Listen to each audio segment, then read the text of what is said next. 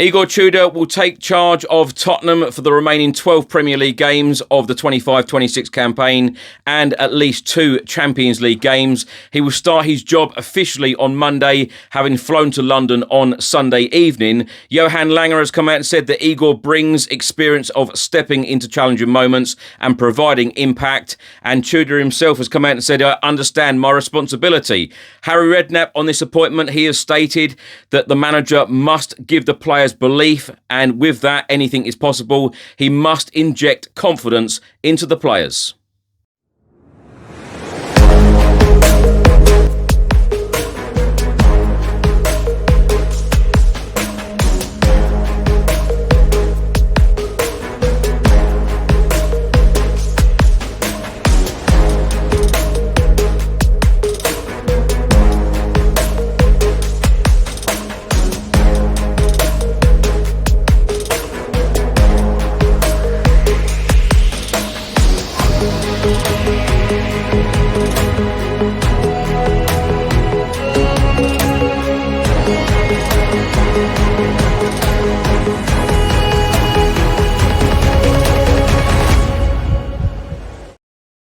Hi everyone, hope you're well. Chris Cowlin here. This is another edition of Tottenham News, where I'll be going through all of the latest Spurs news, rumours and reports. If you're watching this on YouTube, please do hit that subscribe button, like, share and comment below.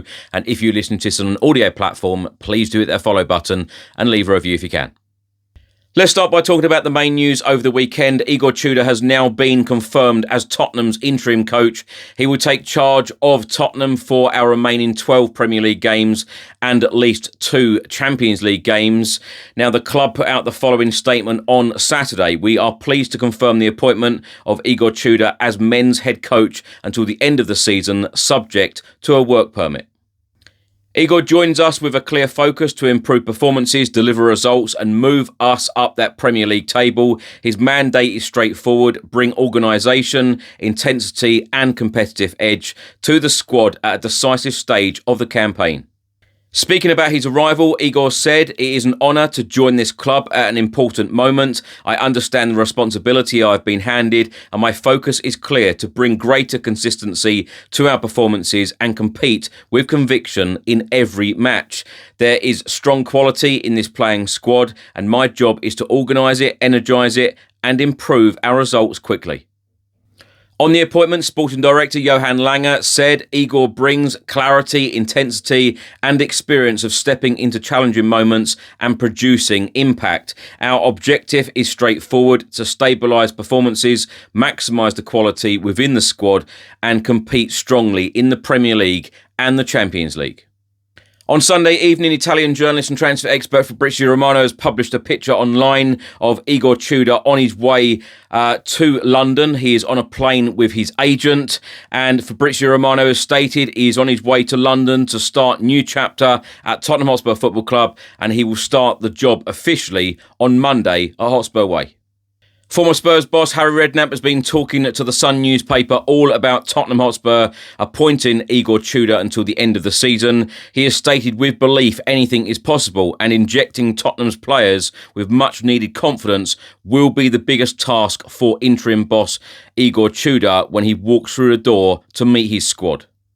Redknapp then goes on to say that Spurs have everything to succeed: an elite stadium and training ground, but nobody inside them has any belief that they can challenge for big titles. Let's park the thought of glory for now. Tottenham are battling at the wrong end of the table, and these players were never brought in for a relegation battle.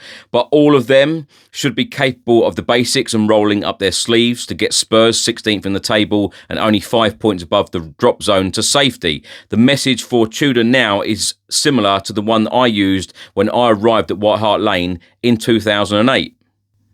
We had fantastic players whose confidence was on the floor, having not won any of their first 8 league games. So the first thing I did to lift the spirits of Luka Modric and Gareth Bale and remind them how good they were, the quality that they had and what they could do to the opposition.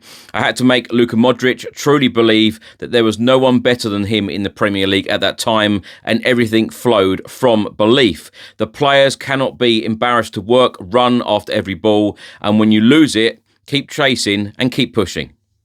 Redknapp then went on to say there is a huge disconnect between the fan base and the club at the moment, which is why everyone in the stands is calling for Mauricio Pochettino to come back.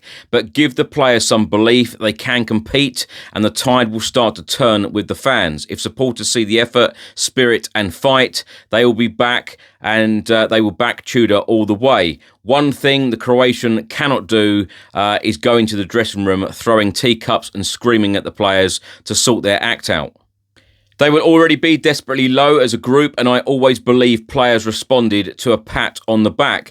Even if this is a difficult group of players to deal with, they are the ones that Igor Tudor has to use between now and the end of the season. He is stuck with them, so you have to work with them and not against them. A clear out is most definitely needed in the summer, and not just when it comes to players. The new structure upstairs certainly needs to be looked at as well. Tottenham may have won the Europa League last year, but it is far easier to win a cup than compete in the Premier League. And in that sense, under a succession of managers, they have fouled. That means the problems are far deeper than the squad. There are still a few players that Igor Tudor will need to deal with, and none more so than captain Cristian Romero. You cannot take the armband away from him. As much as it would seem an easy fix, strip Romero of the captaincy right now, and then you would have lost him from day one. Redknapp then goes on to say, for the short term, you need him on your side and with you, but there needs to be a frank conversation about his lack of discipline. We can all see there is quality there, but Igor Tudor has to haul him into the office and tell him how much he is needed out on the pitch, and you have to be clear. The Argentine centre-back will know his reputation is disappearing down the drain with every diabolical or rash challenge that ends up with another suspension. He is the only one who can change that, and the manager needs to support him to do so. Redknapp then adds a fine example for Cristian Romero and the rest of the squad to follow is 19-year-old midfielder Archie Gray. He was Tottenham's Player of the Year for me last year and delivers whenever you play him. Redknapp then goes on to say that Gray is a future Tottenham captain and everyone should be looking to him. He puts on a performance and shows commitment and desire, whether at right back, centre back or in midfield. The youngsters at Tottenham, both Gray and Bergvall, have been showing up the leaders for far too long, and it is time the more senior figures followed their lead. Igor Tudor might be daunted by having the North London derby as well as their first game, but it can be ideal. Redknapp on the Arsenal game on Sunday, he said there is nothing to lose for the manager or the players in this situation. When sides are deep in trouble like Tottenham are, a game where they are underdogs can change everything. My second game back in 2008 was against Arsenal and we drew 4-4, having been 4-2 down with 2 minutes to go. With some belief, anything is possible in that game. Now, on Saturday, the Tottenham Hotspur under-18s were in action in the under-18 Premier League away at Crystal Palace. We drew 1-1 with Ollie Bose scoring only goal of the game. And on Sunday, the Spurs women were in WSL action and they won the game 7-3 away at Aston Villa. The game was played at Villa Park. Now, Martin Ho, after the game, the Spurs women boss, was absolutely delighted with the win, and he was absolutely delighted that the Spurs women were very clinical in front of goal. This is what he had to say after the match. Martin, an absolutely crazy game. What are your thoughts on the game overall? Probably that word, exactly what you said. Crazy in spells. I thought we started really well. They changed system, so the players, I thought they adapted really well to it. They changed system, which they haven't done before. And with that change of system, I thought we opened them up really well. Created chances, got the first goal, second goal, third goal, and then when it was 3-1, I thought that was decisive for us then to get a foothold. And then when you come out the half time, I said to the players, we need to be diligent because the next goal can change the momentum. And then they got that second goal, but then I thought our response straight away was very good. We go to them, we score, and it was 4-2, 5-2, it builds up, and they get one late on more. A wild game end to end, but I thought some of our play, we were fluid, we were very good, our movements were good, our link-up play was good. We lacked maybe at times some technical details in certain moments, but I can't discredit the group of players. They give everything today, and I've demanded from them this week to make sure we're ruthless, and they've done that today. You've mentioned a few times about being clinical, particularly last week. How much did you enjoy that? Yeah, you enjoy it as a coach. There's obviously, as you can probably see if you watch it from the side, and I'm always still going to be frustrated with certain things because I'm never pleased myself with my work in terms of what I do and what I give the players, and I think where we set up, I always want to be better and always want to evolve. But yeah, you can enjoy some of the goals, and some of them were really pleasing to see. And maybe you see me go, maybe sometimes when some of them go in, and more for those some individual players needed to get off the score sheet, and for that to happen, some of them, Micah, Julie, Signa, got off the score sheet today, and I think that'll only give them so much confidence. And yeah, I'm delighted for them, and hopefully we can have many more games like that. You mentioned that point about being 3-1 up. Yeah. In the break of play, you seem to have a very passionate chat with the players. What did you say? Yeah, more just the organisation. When a break coming, I just wanted to get a message across in terms of how they were playing.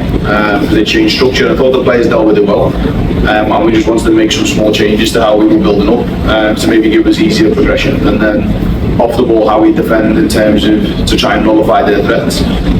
I thought we've done that in large parts. You're never going to stop every attack, it's impossible. They have some very, very dangerous players in that forward line, and we know they were great, so you have to be prepared then to defend the box. So I thought we'd done it well in the first half, but the second half we didn't defend it well enough, and then I never want to concede 3 goals in the game. So it shouldn't be a shootout of we score one, they score another one, and we want to make sure that we can shut those games out. And yeah, they score one from a really good passion to play, but the other 2 we have to be better in the box. Lastly, how important is it for you to have someone like Tambo to come off the bench and be such an impact player and score great goals? Yeah, and Tinks is a natural goal scorer like that. They both want to play, and there'll be times where we'll put both of them on the pitch.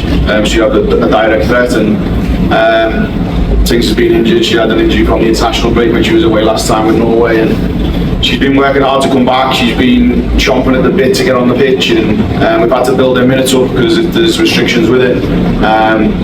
And now she's just got 2 goals. She's been waiting for them 2 goals. She sat on 4 goals for a long time. She's been waiting for that, and so has Beth. Beth's been waiting since she got the one at Leicester.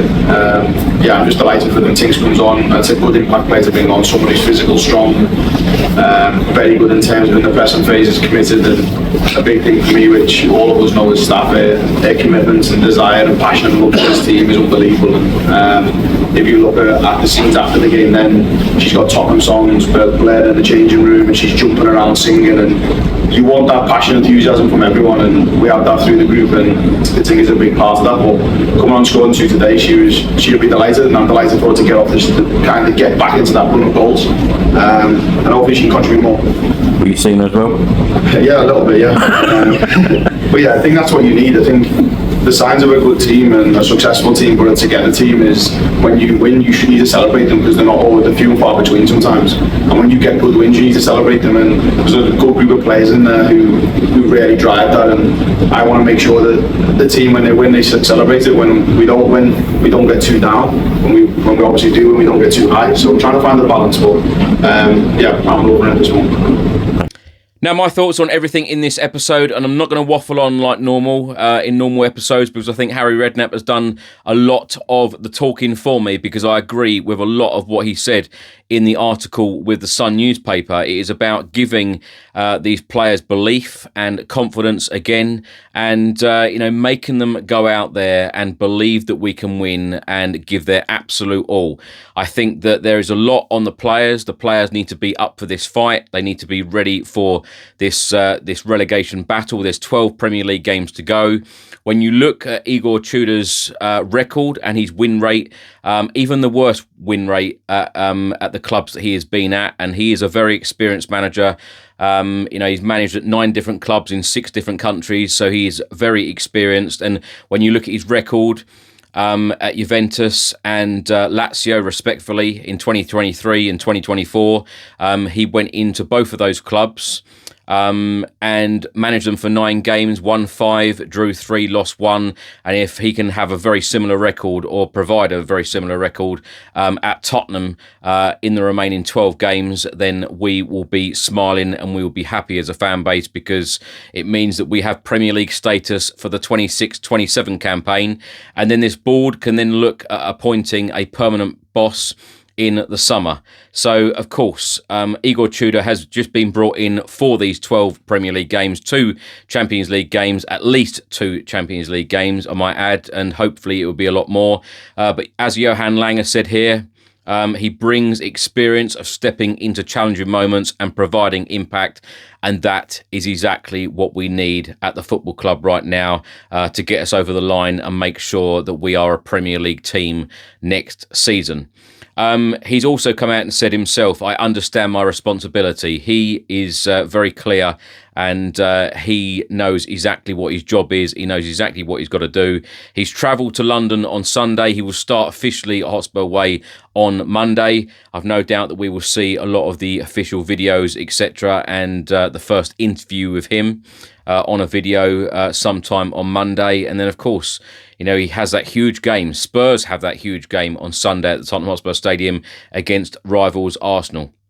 Now, a great win for the Tottenham Hotspur women on Sunday. I've just returned from Birmingham. I was at the game, spoke to Martin Ho after the game. He was in good spirits and absolutely delighted that his team scored 7. And I'll be honest, it could have been double that. It could have been, easily 10, 12, 14 goals. I tell you what, the amount of chances that were in that game and the amount that we actually missed. But you know, scoring 7 away from home, he was absolutely delighted. And, Spurs are now on the same points as Arsenal women, the Champions League winners. So they have had a really good season. One more win in the WSL in the remaining games. Martin Ho would have guided Spurs to the best ever, or equalled the best ever points tally in a WSL season. I tell you, Martin Ho has had a dramatic impact. We often, as fans, talk about people coming in and making an impact. Martin Ho has certainly done that at the Tottenham Hotspur women, and long may this continue. He has been heavily backed in transfer windows by the board, and let's hope that they will continue to deliver and give him the players that he needs in order for Spurs to then compete for a Champions League spot.